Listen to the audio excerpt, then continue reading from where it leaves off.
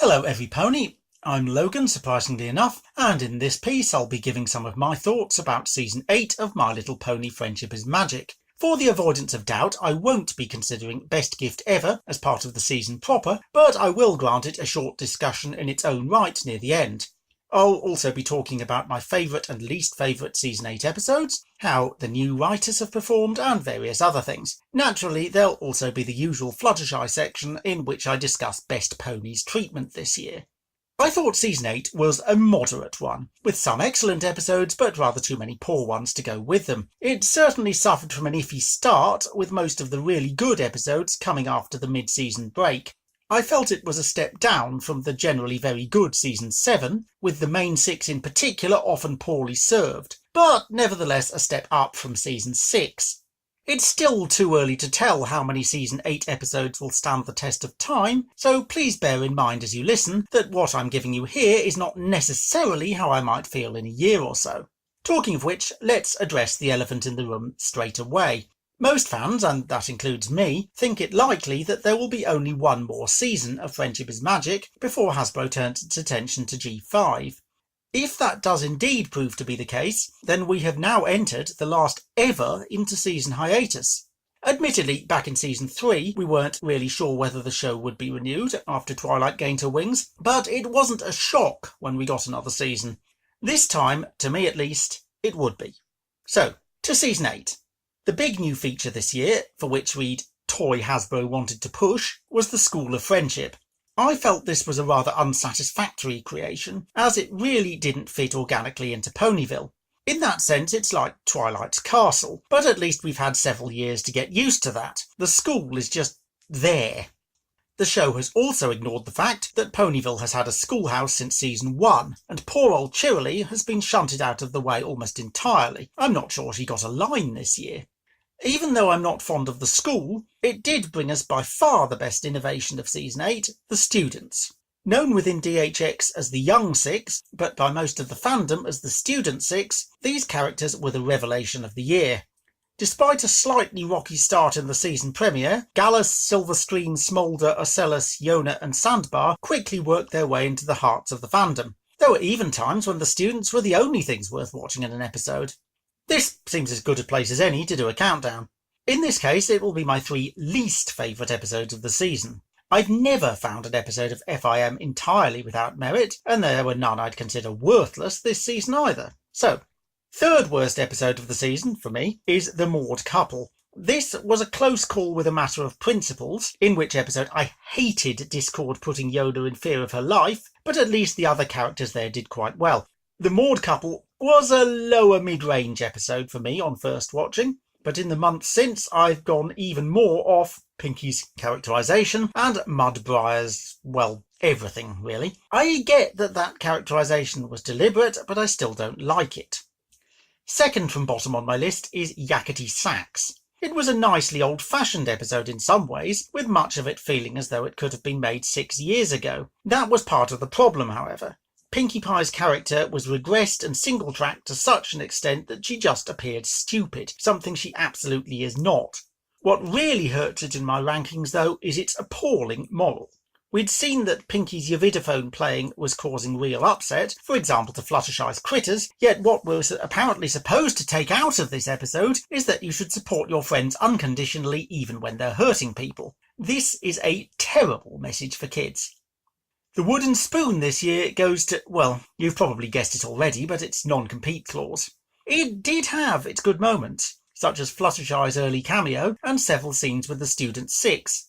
At its heart, though, was a truly dire rehash of Season 1 episode Fall Weather Friends. Here, Applejack and Rainbow forgot their last 7 years of character development, nearly got one of their students drowned, and failed to learn a meaningful lesson anyway. Twilight was inconsistently characterised and the pacing was choppy. Sadly, this episode deserves its poor reputation. Let's talk about something more cheerful. This was a pretty good season for Starlight Glimmer. Although she only had occasional starring roles, such as in The Parent Map, her guidance counsellor role at the School of Friendship really suited her, and she often did wonders in bit parts. Unless you count Twilight's pudding face in the post-season special, Starlight's empathy Coco face was probably the most memorable meme of the year too. As we'll see later on, Starlight also played a big role in one of the season's best episodes. Now, what about Fluttershy? In all honesty, I didn't think she had an especially good Season 8, certainly less impressive than her showing last year.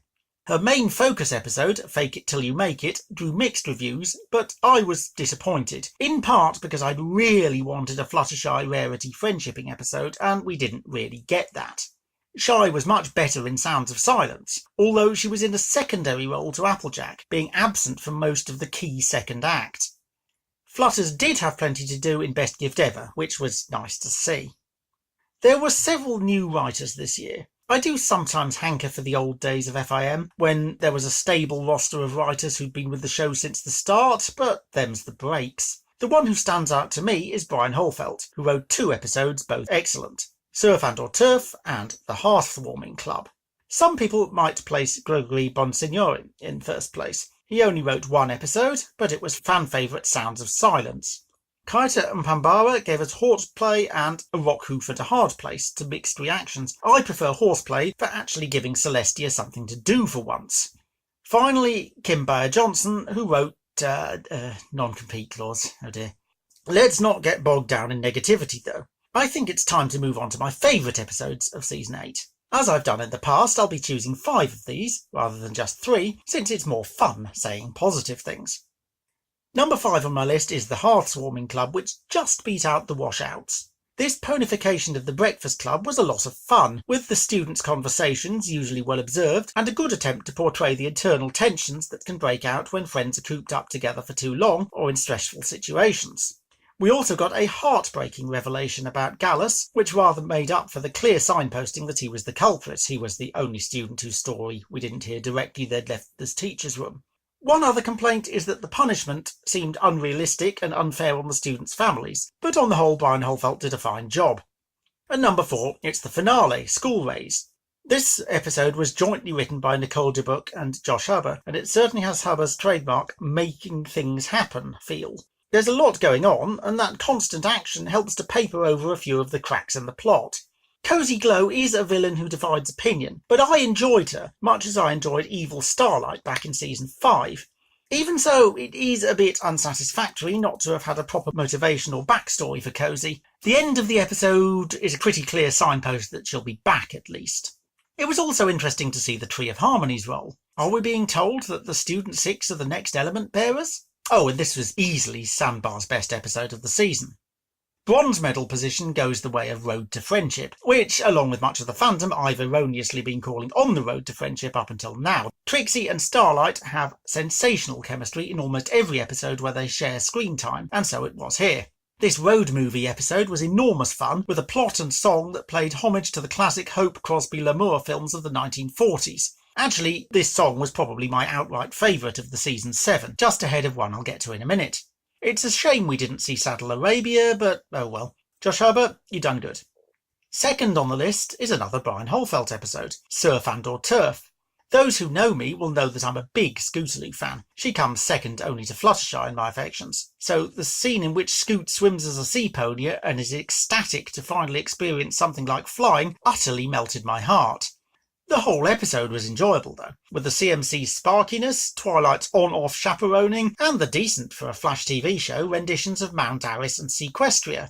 Your Heart Is in Two Places was an excellent song, and Terramar's role allowed the show to hint at divorced parents in a kid-friendly way. When his parents meet on the seashore, there's a "you're looking well" and a simple hug, exactly how you might imagine separated parents who remain on good terms to react. Very impressive.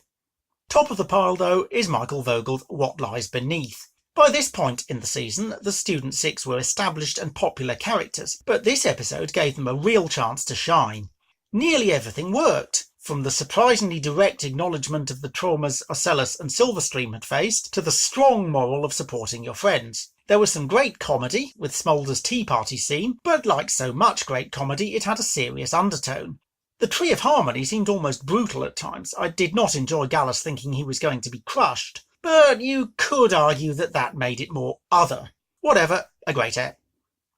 Although not strictly part of Season 8, it seems reasonable to mention the Hearthwarming special, Best Gift Ever, also written by Vogel as it happens. Despite one or two quibbles, Spike's crush on Rarity really has gone on way too long now, and I wasn't a fan of Derpy's new voice. I greatly enjoyed this special. It didn't try to do anything too complex, but instead gave us a warm-hearted story with every pony getting something to do and a little touch of magic beyond the usual equestrian kind in the shape of the 3 reindeer. Fluttershy being the eventual hero of the hour didn't harm it in my book. Also, we learnt that Twilight likes pudding, so there's that. So, we've had Season 8. What about Season 9? There are certainly a few things that I would like to see. One is a map quest episode featuring Rainbow Dash and Fluttershy. It seems bizarre that these two Pegasi have never shared one, given that they've been friends longer than any other pair among the main 6. Less likely, I'd like to see Celestia on an adventure, something we've only seen in the IDW comics thus far. I want to see Cheerilee, Diamond Tiara, Silver Spoon, Bad Seed and, if they can get a new VA, Twist, brought back from the land of the missing. More of the Student 6, please. And then there's Scootaloo. If she flies, I'll cheer for her, but I think as a message it may actually be healthier if she doesn't. Finally, the very end. I just hope it's satisfying. No every pony laughs fade outs, please. Give us a memorable final episode, final scene, final line, final shot, final everything.